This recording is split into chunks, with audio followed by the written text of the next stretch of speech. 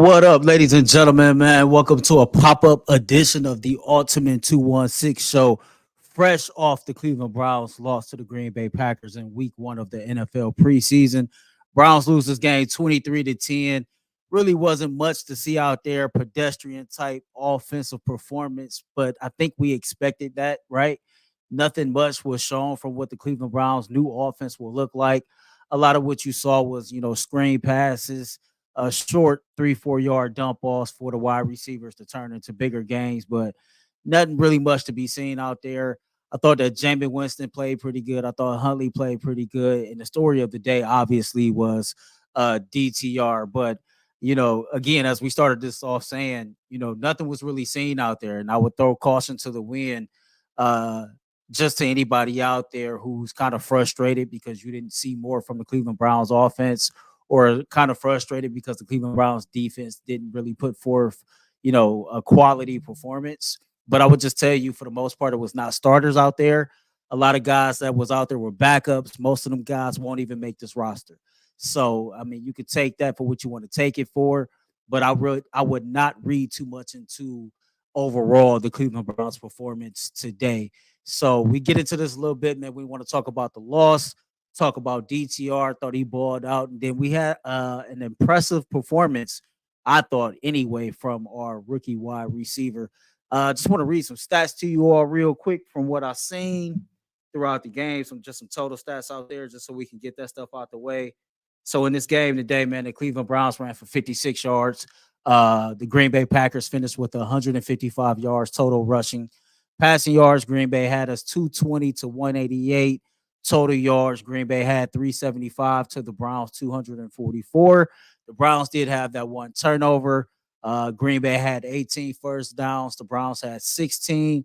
The Browns had 4 penalties that came up to 25 yards. Green Bay committed 3 penalties for a total of 11 yards. So as we know, Jameis Winston got the start. I thought Jameis really, he had a quality performance, I thought. You didn't see too much from him. There you see it, 80% of his passes. I believe he was 4 or 5 out there for 30 yards, had a 91.7 QBR.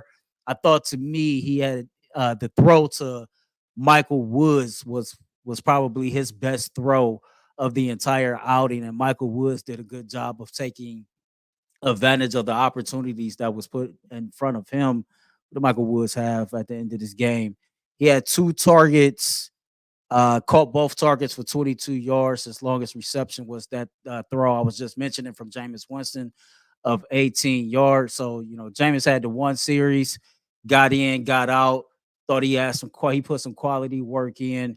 Then came in Tyler Huntley. Tyler Huntley, was in that position battle with DTR for that quarterback 3 position. As we all know, NFL changed some rules so that NFL teams can carry 3 quarterbacks on their active roster this season. So outside of the spots for Deshaun Watson and Jameis Winston, there is actually a quarterback battle there for that QB3. And, if you listen to a lot of the reports that have came out of training camp, you will hear that Tyler Huntley has been overly impressive to the Cleveland Browns. They like the veteran presence. They like what he brings. And Andrew Berry has already said that he believes he has 4 quarterbacks that, should be on every team's 53-man roster. Huntley completed 66.7% of his passes for 41 yards, had a 76.6 QB rating. I didn't really think that anybody outside of Jameis Winston and Dorian Thompson-Robinson, really moved the ball all that well. Of course, Jameis' drive ended up with a long field goal from K. York. Shout out to K. York, by the way. But this is what Huntley did in his time. But clearly, the story of the day was one DTR, Dorian Thompson-Robinson, 77.8% completion percentage for 134 yards, 97.7 QB rating, no touchdowns, no interceptions, although he should have had a touchdown, and it was called back on a penalty. I believe that penalty was on Zach Zenter.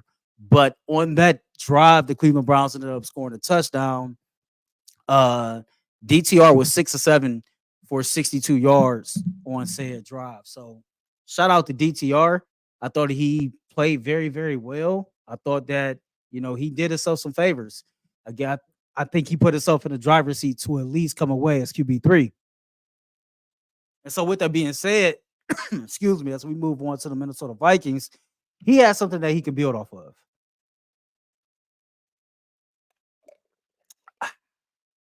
Got a little parched there, man. Y'all apologize to y'all for that one. But yeah, so man, shout out to DTR. If you look at this game, there really wasn't much to take away from it. It's a preseason game.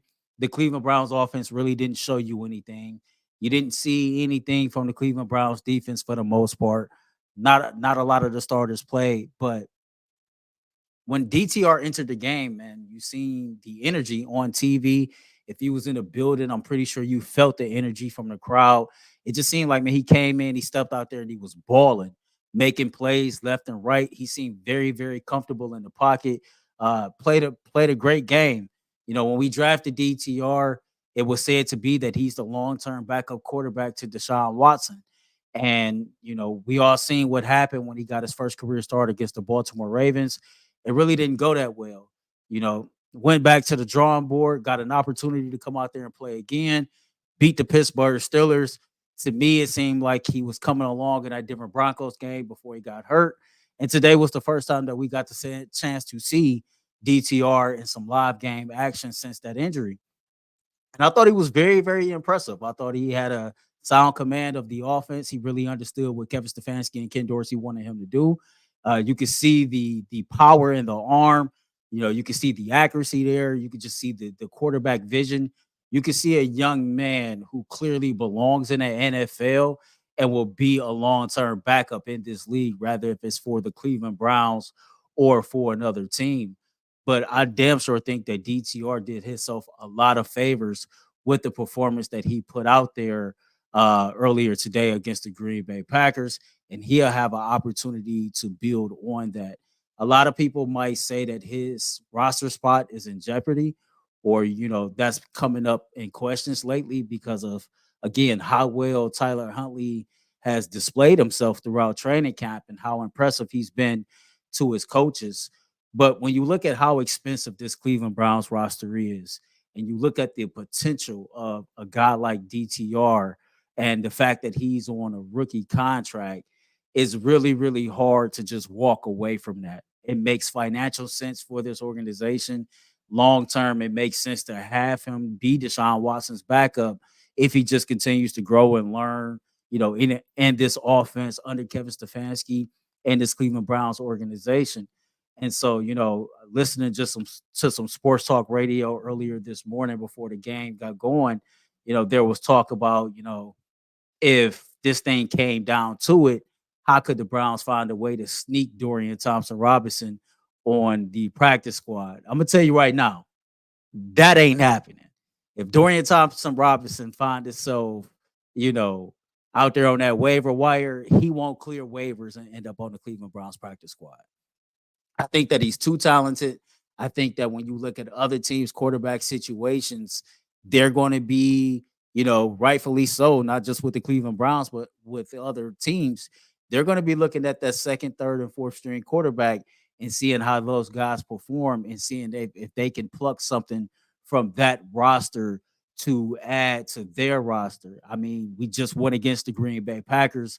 Of course, Jordan Love is making a lot of money, but if you look behind Jordan Love, their combined quarterbacks, second and third string, has one total pass attempt in their NFL careers, and so it's not much there. And so for a guy like Tyler Huntley, or even DTR for that matter, when you put on performance displays like as you did today, the Packers might be a team that might come calling and knocking at your door when it comes time for final roster cuts. But I thought DTR really did himself some favors to secure his roster spot.